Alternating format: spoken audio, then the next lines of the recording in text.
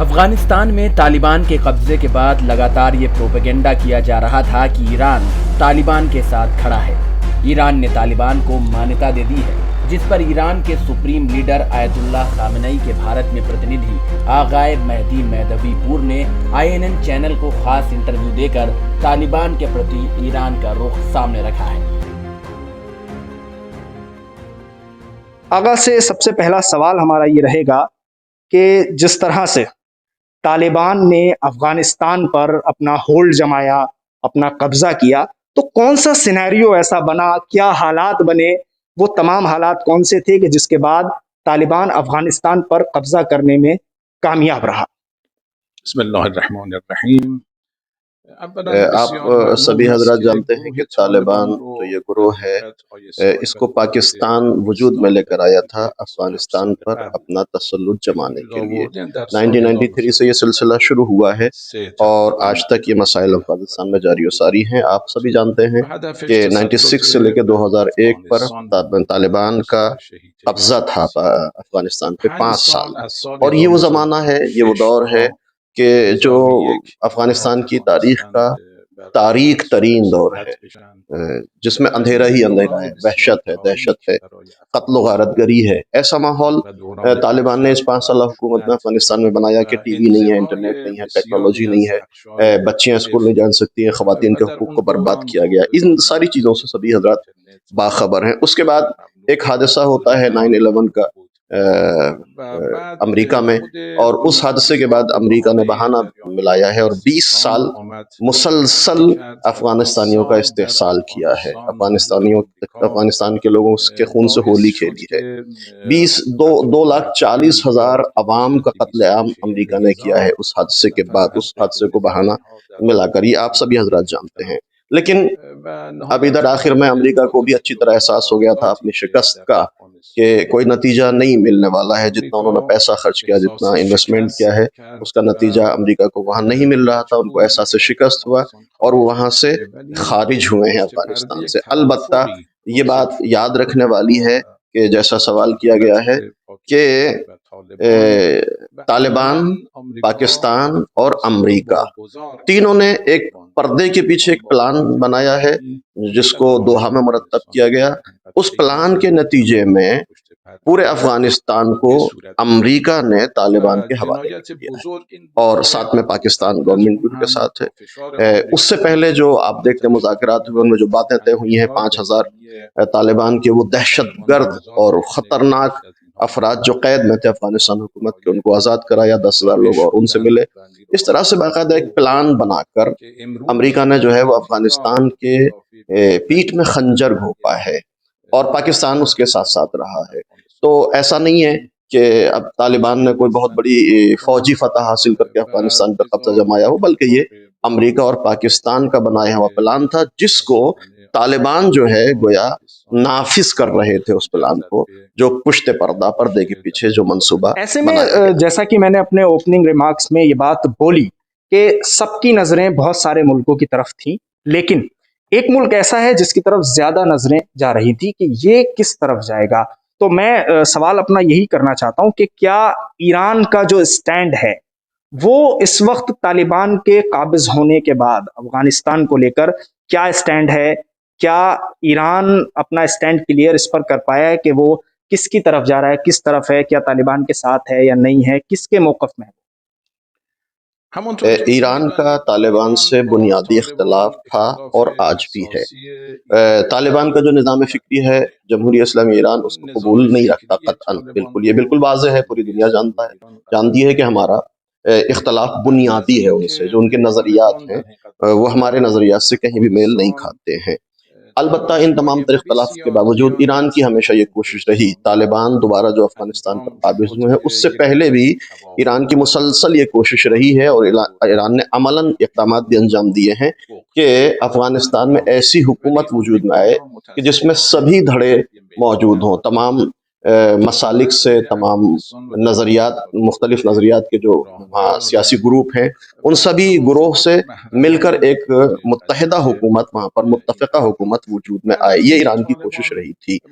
بہرحال اس کے بعد امریکہ اور پاکستان نے ایک منصوبہ بندی کی دوحہ میں، اس کے بعد طالبان اب قابض ہو گئے ہیں ایران پر. آج بھی ایران افغانستان پر طالبان کے قابض ہونے کے بعد بھی ایران کا یہی موقف ہے کہ افغانستان میں ایسی حکومت آنی چاہیے جو تمام مسالک، تمام مکاتب فکر اور تمام سیاسی نظریات کی ترجمان بن سکے. یعنی سبھی دھڑے اس میں موجود ہوں. اگر یہ ایران کا واضح موقف ہے کہ اگر طالبان پہلے کی طرح حکومت کریں اور صرف افغانستان پہ طالبان کا قبضہ ہو، طالبان صرف حکومت کرنا چاہیں، تو یہ انتہائی وحشتناک ہوگا، نہ صرف افغانستان کے لیے بلکہ افغانستان کے پڑوسیوں کے لیے بھی اور دنیا کے لیے بھی جو طالبان نظریات رکھتے ہیں. جس طرح یہ کہا گیا کہ ایران کی کوشش رہی ہے اور مدد بھی ایران افغانستان کی لگاتار کرتا رہا ہے، تو جو حالات ابھی بنے، جو جنگ ہوئی، تمام چیزیں دیکھنے کو ملی، کتنا قتل عام ہوا، یہ تمام چیزیں دیکھیں، تو کیا اب ایسا لگتا ہے کہ آنے والے وقت میں جو مستقبل ہوگا، فیوچر ہوگا، وہ کچھ افغانستان میں بہتر ہو سکتا ہے؟ اس پر ایران کیا سوچتا ہے؟ کیا بہتر ہوگا یا نہیں؟ جمهوری اسلامی ایران داره تلاش میکنه دیکھیں که ایران حکومت کا جو فراگیر موقف ہے اس سلسلے میں کہ افغانستان کا فیوچر کیا ہوگا، بالکل واضح سا موقف ہے ایران کا کہ ایران یہ چاہتا ہے کہ ایسی حکومت ہو جس میں تمام دھڑے موجود ہوں، تمام دھڑوں کی نمائندگی کرتی ہو افغانستان کی حکومت، اور پڑوسی ممالک کے مشورے سے بھی یہ بات ہو اور پڑوسی مدد کریں اس سلسلے میں. لیکن جو موجودہ حالات ہیں اس میں بالکل واضح سی بات ہے کہ طالبان اس بات کو ماننے کے لیے تیار نہیں ہے. حتیٰ انہوں نے جو عبوری حکومت تشکیل دی ہے اس میں جو افراد آئے ہیں وہ انتہائی تندرو اور افراطی لوگ ہیں، شدت پسند لوگ ہیں. وہ کسی حقانی گروپ اس میں موجود ہے اور اسی طرح کے دوسرے لوگ موجود ہیں. تو ایسی صورت میں ہم بہت زیادہ امیدوار نہیں ہو سکتے افغانستان کے مستقبل کو لے کر. ایران کا موقف یہ ہے کہ افغانستان کے پڑوسی، خود ایران اور دنیا کے دوسرے ممالک طالبان پر پریشر ڈالیں کہ ایسی حکومت ہو جو متحدہ حکومت ہو جس میں سبھی افراد کی نمائندگی ہوتی ہو. تب تو افغانستان کا فیوچر اور مستقبل بہتر ہو سکتا ہے. ورنہ جو موجودہ حالات ہیں وہ واقعاً پریشان کن حالات ہیں، اس میں بہت زیادہ امید اور توقع نہیں رکھی جا سکتی. اقتصاد اور اکانومی کسی ملک کی ریڑھ کی ہڈی ہوتی ہے. اقتصاد اور اکانومی کو لے کر بھی افغانستان جو طالبان کی حکومت ہے ان کے پاس کوئی واضح منصوبہ نہیں ہے. اچھا، آپ دوسری بات یہ دیں گے پاکستان کو بھی جس طرح سے آگے آنا چاہیے، نہیں آ سکا ہے. پاکستان طالبان کی مدد کر رہا ہے، افغانستان کو مداخلت کرتا ہے. پنشیر کے جو واقعات، وادی پنشیر کے جو حالات اور واقعات ہیں آپ کے سامنے ہیں. وہاں جو طالبان مخالف دھڑا تھا اس کو توڑا گیا ہے، کمزور کیا گیا ہے. وہ پاکستان حکومت کی مدد سے طالبان ایسا کر سکے ہیں. اگر یہی حالات جاری رہے اور اسی طرح سے پاکستان کی مداخلت اور طالبان کی ضد باقی رہی تو افغانستان کے آئندہ حالات بہت اچھے ہوتے ہوئے نظر نہیں آتے.